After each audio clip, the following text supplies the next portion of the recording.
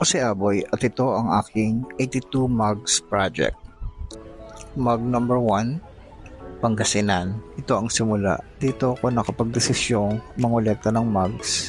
Actually, hindi lang mugs. More on kwento sa likod ng bawat mugs na nakuha ko o makukuha ko sa 82 probinsya ng Pilipinas. Para sa Pangasinan, samahan niyo ako sa Bolinao. Mula Dao, mga 4.5 oras na biyahe siya ng bus hanggang terminal ng Bolinao. Sa bus terminal, may mga naghihintay na doon tricycle driver na pwede ninyong kontratahin maghatid sa inyo sa inyong accommodation. At dahil umaga kaming nakarating ng Bolinao, kinontrata namin ang tricycle driver ng tour package.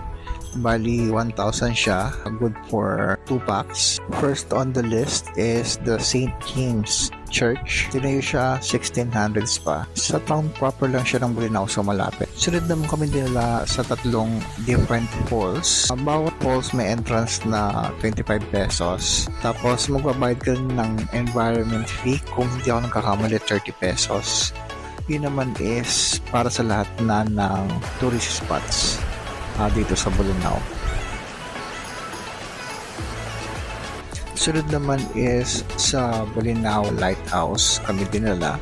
Walang entrance fee sa lighthouse, pero kung dito ang uunahin nyo, dito kayo magbabayad ng environmental fee. Last stop is the Enchanted Cave. Ang entrance is 250 at kung magsiswimming kayo sa cave, may additional 50 pesos.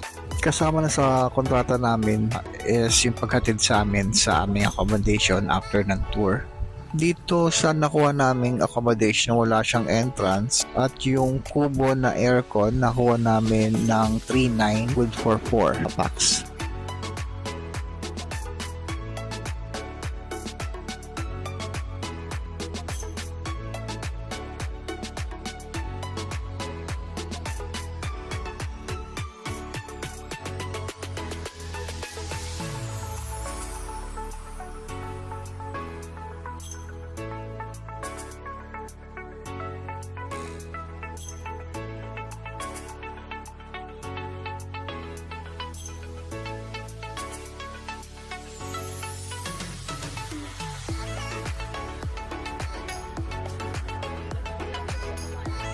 So dito ko na lang muna tatapusin ang ating Pangasinan adventure.